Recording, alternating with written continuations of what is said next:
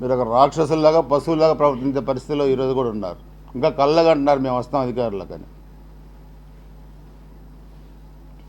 మద్యపాన నిషేధం చేస్తూ ఉన్నారు. మద్యం అమ్మే దాంట్లో లెక్కలు లేకుండా డబ్బులు తీసుకొని ట్రక్కుల్లో తరలించారు.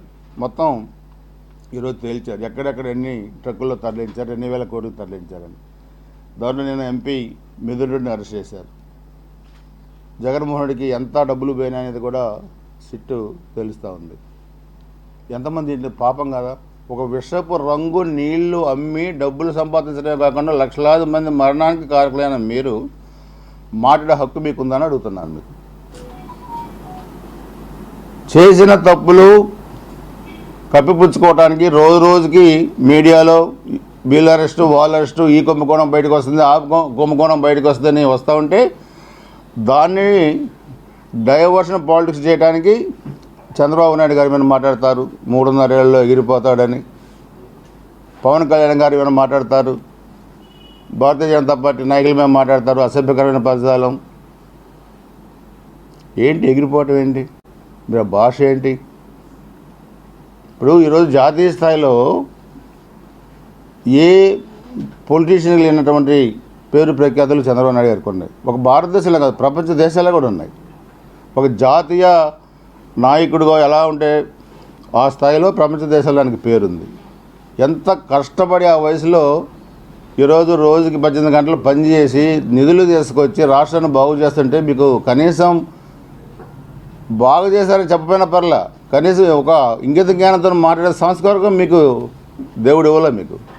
మీరు అలా ఊబిలో కోరుకుపోయారు. మీరు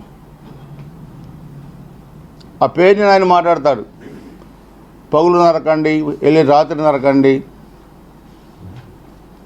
నేను అడుగుతున్నా పేరుని కానీ లేదా మాట్లాడే వైసీపీ వాళ్ళు కానీ,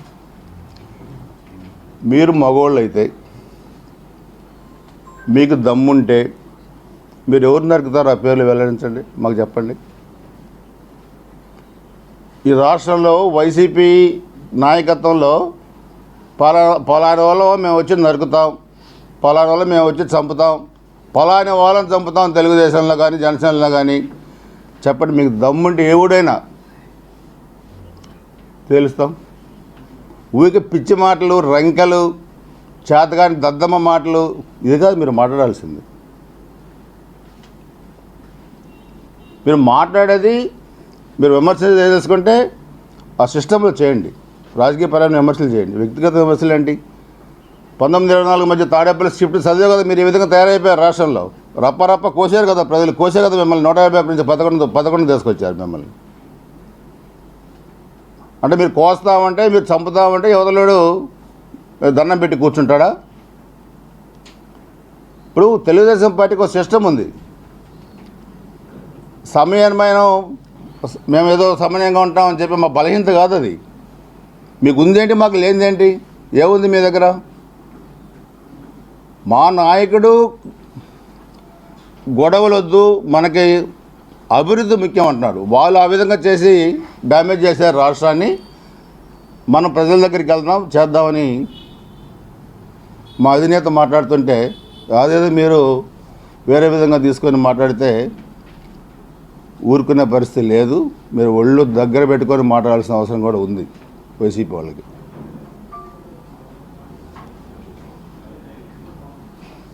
కనీసం మీకు 10 మందికి సహాయం చేసే నైజం మీ డిఎన్ఏలో లేదు. తెలుగుదేశం పార్టీకి ట్రస్ట్ ఉంది. చదువుకున్న కార్యకర్తలు చనిపోతే చదివించి ఉత్తమ పౌరులుగా తయారు చేసే స్కూల్ ఉంది, ఎన్టీఆర్ ట్రస్ట్. బ్లడ్ బ్యాంక్ ఉంది. చనిపోయే రోగులకి రక్తదానం చేసి బతికించే వ్యవస్థ తెలుగుదేశం పార్టీది. మీ సొంత బాబాయిని చంపి రక్తాన్ని చిందించి నారాసుర చరిత్రని పేపర్లో రాయించే చరిత్ర మీది. రక్తం ఇచ్చి బతికించేది మేము. కత్తిపోట్లతోని రక్తం చిందించి మనుషులు చంపేది మీరు. అందుకనే వైసీపీ నాయకులు కానీ కార్యకర్తలు కానీ ఒకటి గుర్తుపెట్టుకోండి, రఫ్ ఆడించేది మమ్మల్ని కాదు, మీ నాయకుడు మిమ్మల్ని ఆడిస్తాడు. సొంత పాపాన్ని చంపిన వాళ్ళకి విలువలు లేనప్పుడు రాజకీయం కోసం మిమ్మల్ని ఏమైనా చేయడానికి కూడా ఆ వ్యక్తి వెనుకాడు. మీరు గుర్తుపెట్టుకోవాలి. మీరు అది వాళ్ళతో జాగ్రత్తగా ఉండండి. ముందు మీరు ఇంకా మీరు తాడేపల్లి స్క్రిప్ట్ చదివే పరిస్థితిలో ఉన్నారంటే మిమ్మల్ని భగవంతుడు కూడా కాపాడలేడు. అది కూడా మీరు గుర్తుపెట్టుకోవాల్సిన అవసరం ఉంది. ఏదో వ్యవస్థలన్నీ కూడా పూర్తిగా బ్రష్ పట్టిపోయినాయి 19-24 మధ్య. దాన్ని కాపాడే దాంట్లో ఈరోజు ఎంత మనం కష్టపడాల్సిన పరిస్థితి వస్తే అంతగా మనం కష్టపడుతున్నాం. మహిళలకి 3 సిలిండర్లు కానీ ఇవన్నీ కూడా మనం చెత్తమైన పన్ను వేసిన ప్రభుత్వం వాళ్ళది, ఆ పన్ను తీసేసిన ప్రభుత్వం మాది.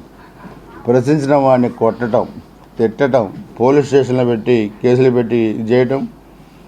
అదేవిధంగా ఈరోజు ఎన్ని కంపెనీలు ఈరోజు మన రాష్ట్రానికి వస్తూ ఉన్నాయో మీరే చూశారు. ఏ విధంగా పరిశ్రమలు వస్తూ ఉన్నాయి. లోకేష్ బాబు గారు చెప్పినట్టుగా 20 లక్షల మందికి ఉద్యోగాలు ఏ విధంగా వస్తూ ఉన్నాయో కూడా ఈరోజు ఈ ప్రభుత్వం చేసి చూపిస్తూ ఉంది.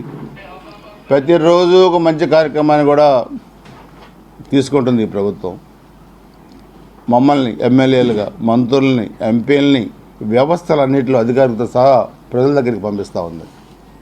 ఇంకా ప్రజలకు ఏం కావాలి, ఇంకా ఏం చేయాలి, ఇంకా డెవలప్మెంట్ ఏంటి, ఇంకా వెనుకబడ్డ ప్రాంతాల అభివృద్ధి ఏంటి, గిరిజన ఏజెన్సీలో ఇంకా ఏం చేయాలి, హెల్త్ పరంగా కానీ ఎడ్యుకేషన్ పరంగా కానీ ఇవన్నీ కూడా, రోడ్లు ఎక్కడెక్కడ ఇంకా వేయాలి, డ్రింకింగ్ వాటర్ ఏంటి, ఎలక్ట్రిసిటీ ఏంటి, ఇవన్నీ కూడా, స్కూల్ బిల్డింగ్స్ ఏంటి, ఒకటి కాదు. ఈరోజు మాకే ఆశ్చర్యం.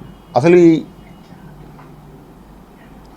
5 సంవత్సరాలు బర్ష పెట్టిపోయిన వైసీపీ ప్రభుత్వంలో ఆర్థిక చితికిపోతే అసలు ఈయన ఈ నిధులు ఎట్ట తెస్తున్నాడు, ఏ విధంగా మేము అడిగిన నిధులు ఇస్తున్నాడు, ఇంత డెవలప్మెంట్ ఎట్లా వస్తున్నాడు మాకే ఆశ్చర్యమైంది. మేము అనుకున్నాం ఇది ఎట్లా దీన్ని గాడిని పెట్టాలి, నిధులు ఎట్లా వస్తాయి, వీడు అంతా నాశనం చేసిపోయాడు, ఎట్లా అంటే ఎలా చేస్తున్నాడో మాకు ముఖ్యమంత్రి గారు అర్థం కావట్లేదు. అన్ని నిధులు మాకు ఇచ్చాడు. ఈ 1 ఇయర్లో దాదాపు మాకు 1100 నుంచి 1200 కోట్ల గురిజాలు నియోజకవర్గానికి వచ్చినాయి 1 ఇయర్లో. డ్రింకింగ్ వాటర్ కానీ, రోడ్స్ కానీ, ఎలక్ట్రిసిటీ కానీ, స్కూల్ బిల్డింగ్స్ కానీ, ఇవన్నీ కూడా డెవలప్మెంట్ యాక్టివిటీస్. ఇవన్నీ కూడా మనం చూస్తే మాలో చాలా సాటిస్ఫాక్షన్ లెవెల్స్ ఉన్నాయి. మేము ప్రజల్లోకి వెళ్తే కూడా అదే ఉన్నాయి. సో నేను రాష్ట్ర ప్రజలందరినీ కోరేది కూడా ఏంటంటే, నిన్న ఒక అధికారి, మా నియోజకవర్గానికి చెందిన ఒక అధికారి, ఆయన వేరే పని మీద నాకు కలిశాడు. వాళ్ళ ఫ్యామిలీ మొత్తం కూడా గతంలో వైసీపీకి ఓట్లు వేశారు. ఆయన చెప్తున్నారు, సార్ మా ఫ్యామిలీ గతంలో కాంగ్రెస్కి ఓట్లు వేసాం, మొన్న ఎన్నికల్లో కూడా మీకు వేయలే, మేము ఓట్లు వైసీపీకి వేసాం, కానీ ఈ భాష చూస్తే, వీళ్ళ వ్యవహార శైలి చూస్తే మేము పార్టీలు కాదు సార్, వ్యవస్థలను బాగు చేసుకోవాలి, రాష్ట్రాన్ని బాగు చేసుకోవాలి, మాలో చాలామంది మేము ఆలోచిస్తున్నాం, ఏంటి ఈ వ్యక్తి ఓడిపోయిన తర్వాత కూడా ఈ విధంగా మాట్లాడుతున్నాడు, 5 సంవత్సరాలు ముఖ్యమంత్రిగా పనిచేసిన వ్యక్తి ఇలా మాట్లాడతాడని మేము ఊహించలేకపోయాం, మేము అధికారులుగా ఉన్నాం, మేము మారాలనుకుంటున్నాం సార్, మేము కాదు, మేము వ్యవస్థలను కూడా మార్చాలనుకుంటున్నాం, ఇది కరెక్ట్ పద్ధతి కాదు, లేదా మనం చాలా మునిగిపోతాం, నష్టపోతుంది ఆంధ్రప్రదేశ్. ఎలాంటి వ్యక్తిని రాజకీయాల్లో ప్రోత్సహించినా, మద్దతు ఇచ్చినా నష్టపోతాం. అంటే ఇలాంటి మార్పే నేను రాష్ట్రంలో గత ఎన్నికల్లో వైసీపీకి ఓటేసిన ప్రతి ఒక్కరిలో మార్పు రావాలని నేను కోరుకుంటున్నాను. అది తెలుగుదేశం కోసమో, లేకపోతే జనసేన కోసమో, భారతీయ జనతా పార్టీ ఎన్డీఏ కోసం కాదు, మా కోసం కాదు, రాజకీయ నాయకుల కోసం కాదు, మీకోసం మీరు మారాలి. ఇలాంటి వ్యక్తుల్ని ఇప్పుడు దేవుళ్ళని పూజించే వాళ్ళు ఉంటారు, రాముడిని పూజించే వాళ్ళు ఉంటారు, రావణాసుని కూడా పూజించే వాళ్ళు ఉంటారు, ఉండొచ్చు, కానీ వ్యవస్థ కోసం మారాల్సిన అవసరం ఉంది. దీంట్లో కూడా వైసీపీలో కూడా సమాజంలో బాగుండాలని కోరుకున్న ప్రతి ఒక్కళ్ళు కూడా మీరు మారండి. తల్లిని చెల్లిని బజార్న పెట్టినవాడు, తల్లికి ఆస్తిలో వాటా ఇవ్వలేని వాడు, వాటా ఇచ్చి వెనక్కి తీసుకొని కోర్టుకు వెళ్ళి మళ్ళీ తల్లి మీద చెల్లి మీద కేసు వేసినవాడు, మహిళల పట్ల, రాజధాని మహిళల పట్ల వేసలని మాట్లాడినవాడు, దాన్ని సమర్థించిన సజ్జల రామకృష్ణారెడ్డి లాంటి వాళ్ళు, కోవూరు ఎమ్మెల్యే ఒక మహిళ పట్ల ఏ విధంగా మాట్లాడారు, నీచమైన భాషలో మాట్లాడిన వాళ్ళు. మీరు రాజకీయ నాయకులా? మీద రాజకీయ పార్టీనా మీరు? మీ కుటుంబ సభ్యుల్నే గౌరవించలేని వాళ్ళు సమాజంలో ఉన్న మిగతా స్త్రీలని, మిగతా మహిళలు ఏ విధంగా గౌరవిస్తుంది మీ పార్టీ? మీరు ఏం పెట్టారు సోషల్ మీడియాలో ఎన్నికలకు ముందు? షర్మిలా గారి గురించి ఏం పెట్టారు మీ సోషల్ మీడియాలో? మహిళల పట్ల ఎంత అసభ్యకరంగా పెట్టారు మీరు సోషల్ మీడియాలో. ఇప్పుడు కూడా అక్కడక్కడ పెడుతూనే ఉన్నారు. సో అందుకని మీరేదో రెచ్చగొడితే మేము ఉద్రేకపడి మేమేదో మీకు వ్యతిరేకంగా స్టేట్మెంట్లు ఇచ్చి మేము కూడా బజార్లకు వచ్చి కర్రలు తీసుకొని బాగా అంటామని అనుకోవద్దు. మీరు రెచ్చగొడితే మేము రెచ్చిపోవు. కానీ ఒళ్ళు దగ్గర పెట్టుకోకుండా కనుక నోరు జారితే, ముళ్ళు పెరిగితే ముళ్ళు తీస్తాం. దాంట్లో మాత్రం రాజీ లేదు. అది మీరు గుర్తుపెట్టుకోవాల్సిన అవసరం ఉంది. దాంట్లో ఎవరు చెప్పినా రాజీ లేదు. ముళ్ళు పెరిగితే మాత్రం ఖచ్చితంగా తీస్తాం. ప్రభుత్వ పరంగా తీస్తాం, వ్యక్తిగతంగా కూడా తీస్తాం. దగ్గర పెట్టుకోండి. మీరు రాజకీయపరమైన ప్రశ్నలే మీరు వేయాలి. రాజకీయంగా మాత్రమే మీరు విమర్శించాలి. వ్యక్తిగతంగా చంద్రబాబు నాయుడు గారిని కానీ, పవన్ కళ్యాణ్ గారిని కానీ, మిగతా నాయకులను కానీ విమర్శిస్తే దానికి తగ్గ పరిస్థితులే ఉంటాయన్న సంగతి కూడా ఈ వ్యక్తులు గుర్తుపెట్టుకోవాల్సిన అవసరం ఉంది వైసీపీ నాయకులకి. మేమేదో తిడతాంలే, మేమేదో మాట్లాడతాంలే, వాళ్ళు ఏదో ప్రభుత్వ కార్యక్రమాలు చేసుకుంటూ పోతారులే, వాళ్ళు మా కౌంటర్ ఇవ్వలేరు అనుకుంటున్నారేమో. ఇవ్వలే కాదు. ఇందాక నేను చెప్పా మేము ఒక సిస్టంలో ఉన్నామని. ధర్మరాజుకు కూడా కోపం వస్తే ఏం జరుగుద్దో చూసాం చరిత్రలో. మీరు అదే గుర్తుపెట్టుకోండి. కళ్ళగనొద్దు మీరు. ఇంకా చాలా కేసులు ఉన్నాయి, ఇంకా చాలా స్కామ్స్ ఉన్నాయి. చట్టం ఉంది, న్యాయం ఉంది. ఇవన్నీ కూడా మీరు గుర్తుపెట్టుకొని ఒళ్ళు దగ్గర పెట్టుకొని మాట్లాడేటప్పుడు ఈ రఫా మాటలు తగ్గించుకొని కింద వాళ్ళు మాట్లాడితే దాన్ని ఖండించాల్సిన ఏ వ్యక్తి కూడా మాట్లాడితే తప్పేంది? దాంట్లో ఏం తప్పు ఉంది? సినిమా డైలాగులే కదా అని మాట్లాడితే, సినిమాకి వెళ్తే 2.5 గంటలకు కూర్చొని దాన్ని ఆ డైలాగులు విని దాన్ని ఆనందించి బయటకు వస్తాం. దాన్ని అమలుపరచమని కాదు, మనుషులు తలకాయలు కోయమని కాదు. సినిమాలో చంపుతారు, అది నువ్వు సమాజంలో అమలుపరచమని కాదు సినిమాలు తీసేది. అందుకనే ఇలాంటి వ్యక్తుల పట్ల దయచేసి అప్రమత్తంగా ఉండండి. ఆంధ్రప్రదేశ్ ప్రజానీకం ఇలాంటి రాక్షసుల్ని, దుర్మార్గుల్ని, ఉన్మాదుల్ని ఈ వ్యవస్థల్లో కూడా మీరు మరలా రానియకుండా చూడాల్సిన అవసరం కూడా ఉందని చెప్పి కూడా నేను తెలియజేస్తున్నా. అదేవిధంగా గురిజాల నియోజకవర్గంలో కూడా 11 మంది తెలుగుదేశం పార్టీ కార్యకర్తలను చంపారు 5 ఏళ్లలో. 1924 మధ్య 8 మంది పిల్లలు అక్రమ మైనింగ్ గుంతలో పెట్టి చనిపోయారు. 60-70 మందిని కాల్చుతూ విరగొట్టారు. భూములు ఆక్రమించుకున్నారు. చాలా అకృత్యాలు చేశారు. అవన్నీ కూడా విచారణ జరుగుతూ ఉన్నాయి. మొన్ననే ఒక తహసీల్దార్ కూడా సస్పెండ్ అయ్యాడు అక్రమాలు చేసిన దాంట్లో. ఇంకా అన్నీ వెలికి తెస్తాం. వీళ్ళు ఇంకా నోరు పిగిలే పరిస్థితి లేకుండా అన్ని అక్రమాలు తీసి, ఇప్పుడు రాష్ట్రంలో ఏ విధంగానైతే ప్రభుత్వం అన్ని అక్రమాలు తీసి బయట పెడుతుందో అట్లా గురిజాల నియోజకవర్గంలో కూడా అన్ని అక్రమాలు తీస్తున్నాం. ఎంక్వైరీ జరుగుతూ ఉంది. త్వరలో మీకు ఆ వివరాలు కూడా బయట పెడతామని చెప్పి కూడా తెలియజేసుకుంటూ, ఈరోజు మొత్తం కూడా ఆంధ్రప్రదేశ్ ప్రజానీకం మొత్తం కూడా అంటే ఒక గురిజాల నియోజకవర్గంలో నేను ఫీల్డ్ లెవెల్కి వెళ్ళినప్పుడు, నేను పబ్లిక్తో రియాక్ట్ అయినప్పుడు వాళ్ళు చూపించే రెస్పాన్స్ చూస్తే మాకు చాలా ఆనందంగా ఉంది. అలానే రాష్ట్రం మొత్తం కూడా ఉంది. అదే వీళ్ళకి కడుపు మంట. ఇవన్నీ అమలవుతున్నాయి, వీళ్ళకి చెడ్డ పేరు రావట్లేదే, ఏం చేసినా ప్రజలు మనల్ని నమ్మట్లేదే అని ఈ మార్గాన్ని ఎంచుకున్నారు. ఇది ఎంచుకోవడం కాదు, వాళ్ళకు ఉన్న మార్గమే ఇది. బట్ ఇంప్లిమెంటేషన్లో చేయాలని చూస్తే మాత్రం పరిస్థితులు తీవ్రంగా ఉంటాయి. కాబట్టి మీరు అందరూ కూడా దాన్ని దృష్టిలో పెట్టుకొనే వ్యవహరించాలా. మీ నాయకుడిని నమ్ముకొని మీరు ఇంకా దెబ్బతిన్న పరిస్థితి తెచ్చుకోవద్దు. వ్యక్తిగతంగా మీరు ఎవరు కూడా నష్టపోవడానికి మీరు ప్రిపేర్గా కావద్దు. మీకు కూడా కుటుంబాలు ఉన్నాయి. గుర్తుపెట్టుకొని రాజకీయాలు చేయడని చెప్పి కూడా వైసీపీ నేతల్ని హెచ్చరిస్తున్నాం. సూచిస్తున్నాం. పద్ధతులు మార్చుకోమని చెప్పి సలహాలు కూడా ఇస్తూ ఉన్నాం. ఇది ఆంధ్రప్రదేశ్ ప్రజానీకం కూడా దయచేసి ఇలాంటి పార్టీలని ఎక్కడ కూడా బలపరచొద్దు. మీరు ఆ పార్టీ వ్యవస్థల నుంచి బయటికి రండి. మీరు మాకు ఓటేస్తారా ఏరా తర్వాత అలాంటి దుర్మార్గుల పార్టీలో మీరు ఉండొద్దు. ఆంధ్రప్రదేశ్ని మీరు కాపాడాలని చెప్పి కూడా కోరుకుంటున్నాం.